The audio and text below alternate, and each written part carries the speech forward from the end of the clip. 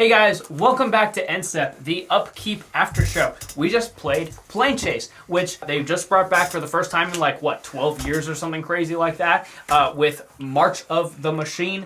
And we are gonna go ahead and talk a little bit about what we think about Planechase, because for a couple of us, this was our first time ever playing Planechase, and then this was also just an opportunity for us to play some commander decks that we normally don't get to play, so this is a fun opportunity for us. So let's go ahead and go around, well, actually, before we get into it, if you haven't seen that game, go watch it. I don't know why you're doing here. Yeah, why are you watching this video if you haven't seen the game? Go watch it real quick, then come back, watch this. It was a fun one. It was a fun one. It was in my top 10 favorite games of Commander I've played in the last year or so. Good time, fun game. Let's go ahead and just go around the table. Tommy, why don't you go ahead and start us off? We did get to see your vampire deck in episode 3 of Upkeep or something in the tribal week. Yeah, in the tribal game. So you didn't make any upgrades to your deck or anything, but I feel like you got to do a lot more this game. So were you content with how this game ended up going? I think so. With as close as I would have liked to squeeze out the win, but unfortunately that didn't happen. But as far as how my deck played, I'm happy with it. I think it did really well. The thing that surprised me the most was I actually got to use that quote-unquote ultimate ability of Glasscast Heart. That I've never had been able to do that ability before. I didn't think it was possible, to be honest. I've seen games where that can happen, but it's very rare. It's a very rare ability where that can happen. So the fact that I was able to use that was crazy for me, because I honestly I never thought I'd be able to do that, because I feel with the rest of the deck it just would die too fast before I get to build that many blood tokens without looking like too much of a threat.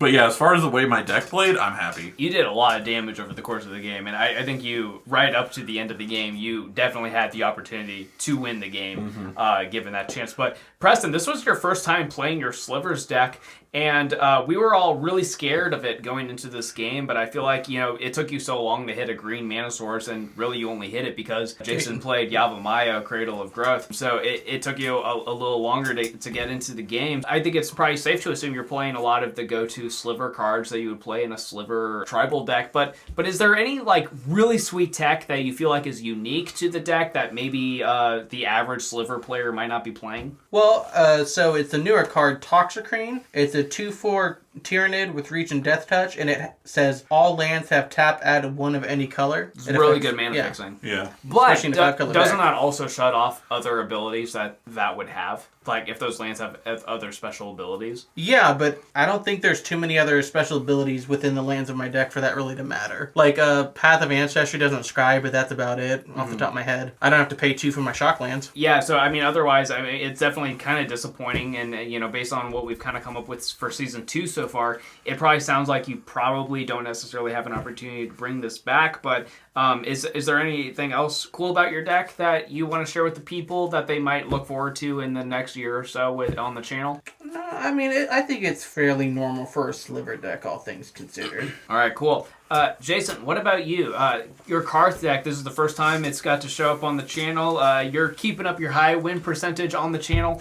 What else do you want to show off about your deck? Was there any really cool tech that you didn't get to show off? Well, I pulled out the main cards that I win with, and it's just Vraska. That's all it is. That'll do it's it. Like Golgari Planeswalkers is a really, really strong deck to build. And before Karth came out, I had wanted to build a Planeswalker deck for a long time just because I didn't have one, and I know a lot of people that have one. And then when Karth was revealed for Modern Horizons 2, I was like, that's it. That's what I'm going to build. Mainly because black is probably my favorite color to play in Magic, and the green is just it's the best color. And especially because with Planeswalkers, with normal decks, you play 1 or 2, they just get hated instantly. But with this, you have a lot more than normal, and you got the built-in death thing to just go get more. Yeah, exactly. That's my favorite part about Karth. The +1 to each of their loyalty abilities is huge. It's really, really powerful. But honestly, the fact that when he enters the battlefield, or if a Planeswalker dies, the fact that you can just keep going through your library and refilling your hand with Planeswalkers, it's super valuable. And really 7's hard to miss with. Yeah, especially if you build with a lot. I don't know exactly how many Planeswalkers I have in here, but I would say probably close to 20. I don't really whiff too often when I'm searching for Planeswalkers. But Vraska is the main way that I win, and then I have cards like Liliana Dreadhorde, which this is one of the Planeswalkers that I like looked at during the game when it's like, you know, when one of my Planeswalkers died, and I just put it on the bottom because it's not a fun card. Granted, Vraska isn't exactly super exciting to see and play against, but Vraska, you can deal with Vraska. Like, it's not, unless I had like the setup that I had where like I can just ult them immediately as soon as they come in, Vraska isn't hard to deal with. Because I mean, like, this comes in with 6, that's a +2, you know, that's still, even with Karth, I have to get 2 turns in to get it to its ultimate. But like Liliana, it's like, she just does so much. If I get to the ultimate, which if I play Liliana, I rarely do, it's like guaranteed win for me. But it's a feel-bad card, and I don't like playing it Probably a ton. one of the top 5 Planeswalkers in Commander. Probably. Yeah, just because it almost guarantees immediate value. That's the downside of Planeswalkers in Commander, is like sometimes you don't get that immediate value, and then it just dies immediately and doesn't. She has a built-in board wipe, card draw, and blockers. Yeah, it's pretty decent. And then these are really high synergistic cards. Doubling Season, obviously. The Vorinclex, another really good creature. And the Rings of Brightheart. Yeah. I don't usually get to play this card. Not because like it gets countered or people destroy it or whatever. I just don't draw it. Like, I've played this deck a bunch of times, and I think I may have drawn it into my hand like twice. But this is a really, really cool card. Being able to copy abilities of these Planeswalkers. Like, I mean, just that, the Nissa that allowed me to untap 4 forests. Like, if I copy that, I'm just generating so much mana, it's ridiculous. Also, in my deck, I have Cabal Coffers and Urborg. I'm gonna get a bunch of mana. That's like the main thing with this deck, is like, if I don't have access to a ton of mana, it doesn't go well. And you missed several land drops during the game. Yo, yeah, dude. Yeah, I was going super slow because of that. This is my favorite card in this whole deck. It's just because of the sheer value of it. It's a card you saw in the game, Nissa Vital Force. It's my favorite card in the whole deck just because of the insane value I get from it with my commander. For example, let's say turn 4 I play Karth, turn 5 I play Nissa, I ult Nissa immediately. Not only am I getting the emblem, so now whenever a land enters the battlefield I draw a card, it also dies, and then I get the Karth trigger and I get another Planeswalker back into my hand. And I have cards in the deck that allow me to like get this back into my hand from my graveyard, so I can do it again. I've played in games with this deck where I've had 3 of these Nissa emblems stacked on top of each other. So like every time a land is entering the battlefield, I'm drawing 3 cards. It's so much fun. It's so cool. Fun. Subjective term. I have some pretty sweet tech. I will say that a lot of why I chose this deck to go into this game is because I felt like Human Tribal was a nice, fair way to play the game, but then also like I just had a lot of answers, which I felt was thematic because, like I mentioned in the deck intro, that like if human history has taught us anything, is that humans are really good at adapting and overcoming. And so I run a ton of removal in this deck, and I had a bunch of removal in my hand. It's just that I got greedy and I started playing stuff out instead of leaving up the mana in order to play my answer. So like, for instance, last card I drew in the game was Aura Shards, which is for 3 mana enchantment. Whenever a creature comes into play under my control, I may destroy a target artifact or enchantment. That obviously would have helped a ton. I ended up playing Draenith Magistrate. I had Draenith Magistrate in my hand, excuse me, which is 2 mana. Opponent can't cast spells from anywhere other than their hands, which turns off commanders, which would have been helpful because I had other removal in my hand, so I could have knocked out people's commanders, played this out, locked their commander out of the game until they dealt with Draenith Magistrate. I had Teferi's Protection in my hand, which would have let me basically gain it to where it would have been very hard for me to lose the game until I had the upper hand. And then Kindred Summons, I had only like 2 draws away. I didn't have it in my hand at the time, but that would have let me like basically double the amount of cards I had in play, which obviously would have given me a ton of advantage. But it was By the pretty way, damn close. The Aura Shards was the card that I saw when you looked at the top card of your library. Yes. Yeah, that's what I just like kind of peeked over at your board, and then you were like, I'm going to look at the top card of my library, and you looked at it. All I saw was the art. I was like, oh no. Because I have the old border Aura Shards, but even then, like, the art's the same. It's the art's the same, but I honestly would have just pointed it at Tommy's blood tokens. Like it was at that point of desperation that I was willing to just waste it on a bunch of next to worthless tokens that Tommy had, which leads me into the next point of discussion I want to talk about, which is the Planechase deck itself, which I think we're all willing to say that Planechase was really fun. For a couple of us, this was our first time playing Planechase, but real quick, Otaria was brutal. Playing to take extra turns. Have you played Planechase before? No. Have you played Planechase before? Have you played? No. I'm the only one at the table, I guess, that's played Planechase. It was fun. The amount of just random things that get thrown into the game because of these Planechase cards, changes the 3 extra turns in a row. What's amazing?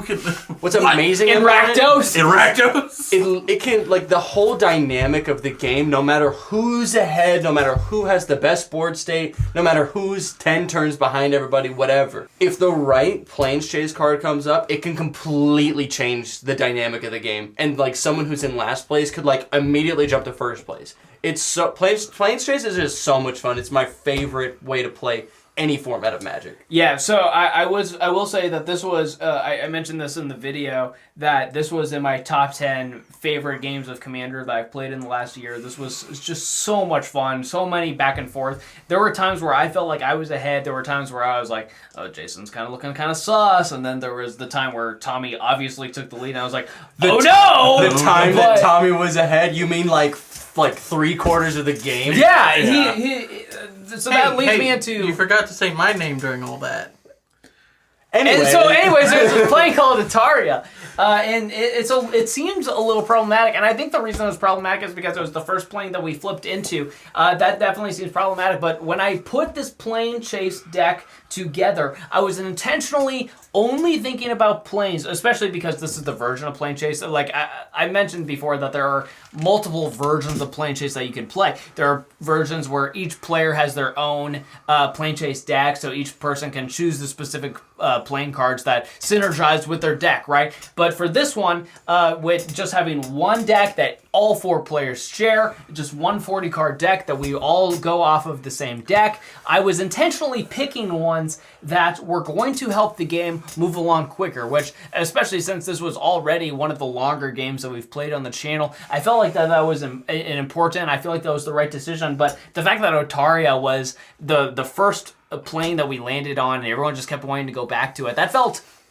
a little problematic. But Otaria, if you're trying to move it along, giving us a way to get extra turns is probably not the great way to do that, but... my mindset was that it would if we had it later on. Yeah, exactly. But here's the thing, we all wanted to take extra turns, obviously. Who doesn't? Yeah. But I think that we did a pretty good job of exploring the other planes. We did go to 4 additional planes, and those lasted throughout the game, and we spent a good amount of time. And I know probably the second most... the Maelstrom we probably spent the second most amount of time in, but... so I guess kind of passing this on, because especially since, as we just kind of discussed that Jason was really the only person who had ever played Planechase before, and I actually think I misremembered. There was a play group that I was in my senior year in high school, and we did play Planechase once or twice, so I actually have played Planechase before. I might have when we were doing stuff in high school. I say I've played it, now everybody's like, well, I think I played it too. Well, so I don't remember. I know for a fact I haven't played it. The point is Jason played it, Tommy hasn't, Preston and I have only played it a couple times, maybe. But the point is it's a relatively alien idea to us.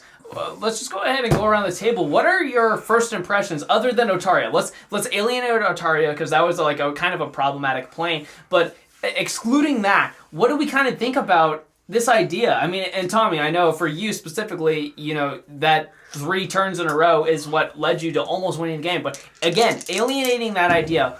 What do you think about Planechase? I mean, that was fun. it was a hell of a lot of fun. Answer for that. Is there something else I can help with? Shut up, Siri!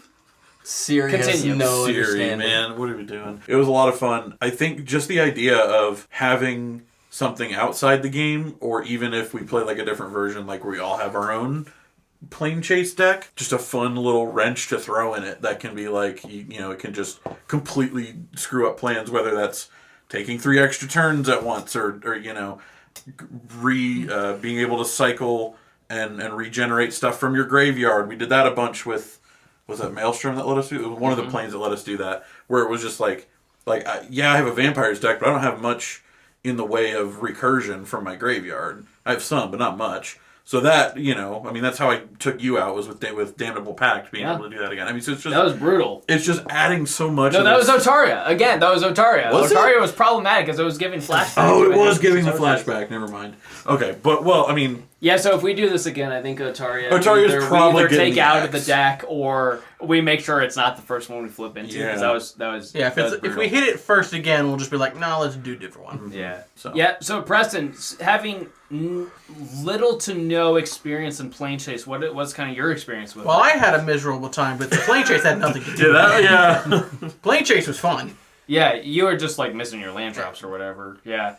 So Jason, you've played it a handful of times at this point, I assume. So what has been your experience, either just in this game or in your other play group where you get to play? What's been your general experience? What's your general opinion of Planechase? I wouldn't say it's something I play regularly. You guys are pretty much the only people that I play Magic with these days, besides my sister and her fiance. All the times that I played Planechase before, never really had any problems. Like, me personally, I don't think that Otaria was an issue. I really don't. Tommy got 3 extra turns, but at the end, it didn't matter. Because the extra turn that I got in the end is what won me the game. And so I think that the fact that every player has the ability to take advantage of that kind of balances it out.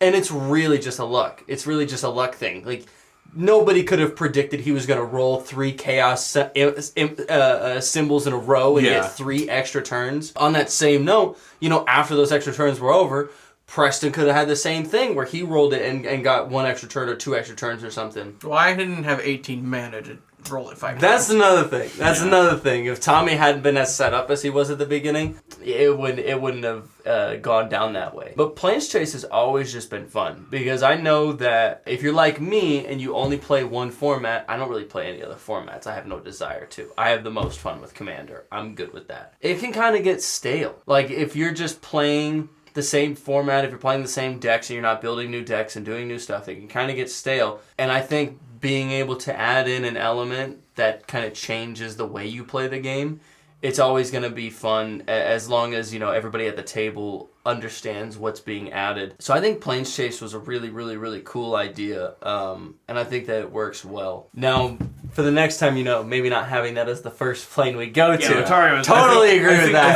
Totally agree with that. The extra turns weren't the problem. It was everyone keep going back to that plane specifically that was kind of a problem. I kind of would agree with you then that specifically it was problematic in this specific instance because of the version of Planechase we were playing and the fact that it was the starting one. And what I will say, if we had drawn Otaria at the time we drew the Maelstrom or whatever, it would have been completely different. When you rolled the planes, like the Planeswalk emblem, if you had gone to a new plane instead of going from the Maelstrom back to Otaria, you would have won. I would have won, because then you wouldn't have been able to get the extra turn. I wouldn't have been able to take an extra turn. Yeah. So it's just that's the thing. But then again, we don't know what the next Planechase card would have been. Maybe it would have helped me out a lot. Let's check. I guess we can. We can check. It would have been Marasa from Zendikar. Whenever a non-token creature enters the battlefield, its controller may search his or her library for a basic land card, put it onto the battlefield tap, then shuffle his or her library. I don't think Preston wants to hear you read the rest of that. And whenever you roll... I don't think Preston wants... And whenever you roll Chaos, target land becomes a 4/4 creature that's still a land.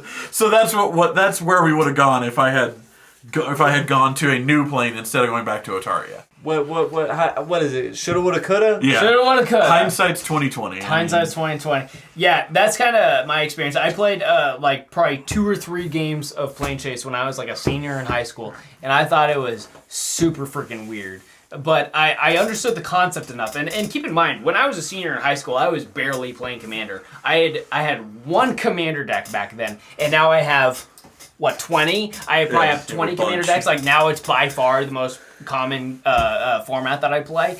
And I feel like it's a really good way to mix it up. Like what you were saying, Jason, is that I play a lot of different formats, and that's my traditional way of mixing it up. But for a lot of people, I've mentioned before on this channel that like if Commander ever gets stale for a lot of these people who are coming into Magic and thinking that Commander is the only or the primary way to play Magic, which is just not true. There's so many other good formats that are a lot of fun, that are relatively healthy, relatively diverse. If you come in and you think that Commander is the only way to play, and if you get tired of it, what are you going to do? Are you going to stop playing Magic? That's a lose-lose situation for everyone involved. Yourself, your playgroup, everyone. Your money that you put into building your decks. And I feel like Planechase is just a great way to mix it up, whether it's the way that we played it, where it's the map, where you can go back and forth between different planes, whether it's everyone has their own 10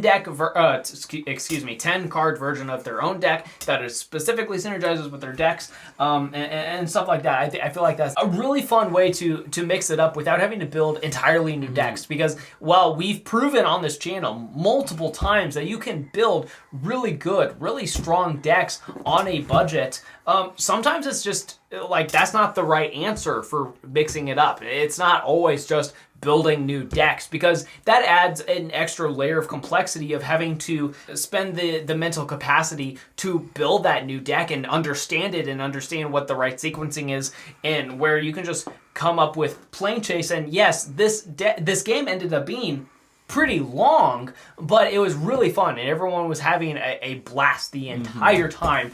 And I definitely don't want to pull up Planechase every single time that we play Commander, but if we're at a point where no one's built a new deck in a while, and we want to keep it fresh, we want to stick to Commander, because I will say, the best part about Commander is the multiplayer aspect and the politicking of it all, which we didn't necessarily see a lot of politicking in this game. But the multiplayer there was a aspect... There was a little bit of like, hey, you can do this damage to me, and that way you can have this happen. Yeah, but in general, like that's what makes Commander special among a lot of other formats. Yeah. And when you get to that point and you still need to mix it up a little bit, I think Planechase is by far the best answer. I think it's just such a special, fun way. And I hate that it's taken this long for our playgroup to take initiative and build a Planechase deck that we can use. So, I will say that I only had one March of the Machine card in my deck. That set in general is going to have a relatively minimal impact on my other decks as well. But the fact that they brought Planechase back into Commander and added with some, March of the Machine, and added some new mechanics to it too. Yeah, with the battles and stuff. With the precon and all that stuff, and bringing it back to mainstream, because this is the first time in 10, 12 years or something crazy like that that they've made Planechase cards and bringing it back to the mainstream, putting it back in the front of people. I think it's a great way to keep the format healthy and original, and I think that's great. I don't know where you guys are at or what game stores you're going to, but all the game stores I've gone to, I have not found a single Planechase box ever at any of them. Well, and when they're 12 years old, I mean, can you blame them? Yeah. I mean, they might have Planechase Anthology, but that's like what, $200, something crazy like ridiculous. That. It's ridiculous. And also like what you can do, you can make up whatever rules you want for this game. Yeah, we played only one of 3 or 4 different ways that are officially just hand me way 3 to play. of them. Just hand me any 3. Any random 3 here, off the top of the deck. Boom. This isn't even an official way to play. I don't think. I would imagine it's not. But you could even do something like where we're on this plane for 2 return rotations, and then after that we move to this plane for 2 turn rotations, and after that we move to this plane for 2 turn rotations, and then we go back to this plane for. You do something like that. You can. There's so many ways to do it, and you can make it up as you go. Exactly. Nobody's gonna kick your door open and be like, "You guys aren't playing the right rules." Well, I don't know. The FBI is a little out of line these days, but who knows? Idea I just had while we're doing this.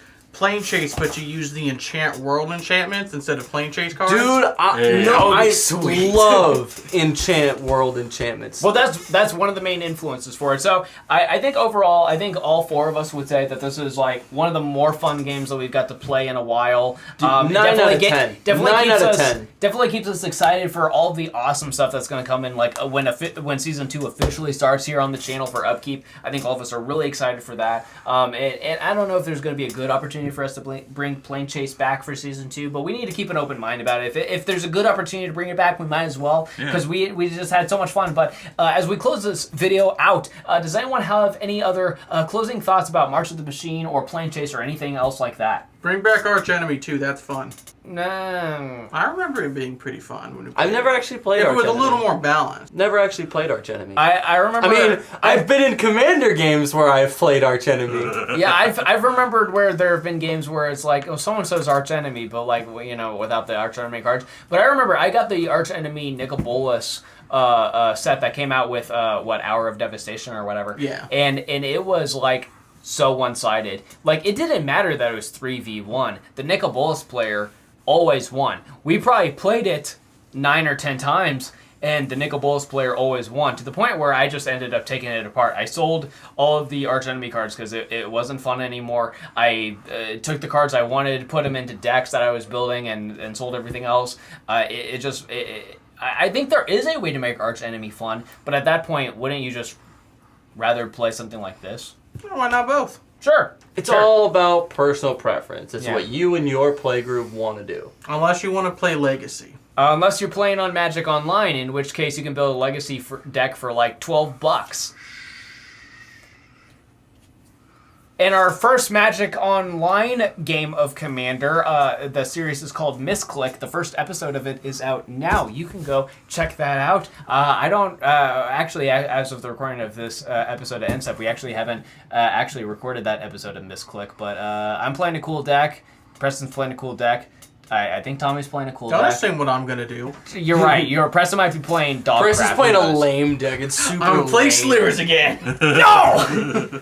But yeah, anyways. Anyone else have any closing thoughts before we wrap this up? Give Planechase a shot. Yes. Was fun. It was very fun. Give it a It was shot. very fun. Yeah, it was a lot of fun. I have my cards all also, over the place now. This um, is new sleeve problems. Like in the gameplay, we mentioned this. These are proxies. They are. No, they're not. They are. They're not real. So you No can one make cares these. that we proxied the You- Planechase cards. You can literally go online and print off all the Planechase cards you have, so you don't have to go to a game store and try and find the box. You can write them down on paper. And even then, you can build Planechase decks for less than like our budget commander decks. Like, we've had a couple episodes at this point where we've built $50 commander decks. You can build a pod Planechase deck for that price or cheaper these days. There are some planes that are kind of expensive because they're the more fun ones, the more interactive ones and stuff like that. Those do go for a decent amount of money. But the average plane card is like $2 or something crazy. You can build one of these for the same price as a budget deck, all right? That's all I'm saying. If whoever is hosting your Magic events has a little bit extra money to throw at one of these, they definitely can. They can definitely build one on a budget. Or even like pool money together and do it just for the whole Magic playgroup. Or you could do one of the other ways of playing, which is that each player just has their own 10-card version of Planechase to pull out. And that way you can buy the ones you want. And Yeah. And I think that is actually like the official way to play, but I think That was the first thing that came up when I looked it up. Was that way? Yeah. But there are multiple ways, and again, there's nothing stopping you from making up your own version if you think of something else awesome. All right, well, that's gonna do for this episode of Endstep. I hope you had a lot of fun. We have I think 2, maybe 3 other episodes of Upkeep coming out before season 2 officially starts. That is in end of August, September. I don't remember when officially it's starting, but it's gonna be a lot of fun. So make sure you're subscribed. We also have our Commander gameplay series on Spell Table and Magic Online. If you want to get involved either by being in a episode of that or sending your deck list to maybe get that played by one of us on that series, you can join us on Patreon and get in our Discord and get involved that way. Otherwise, we will see you soon. We hope you have a great rest of your day, and we'll see you later.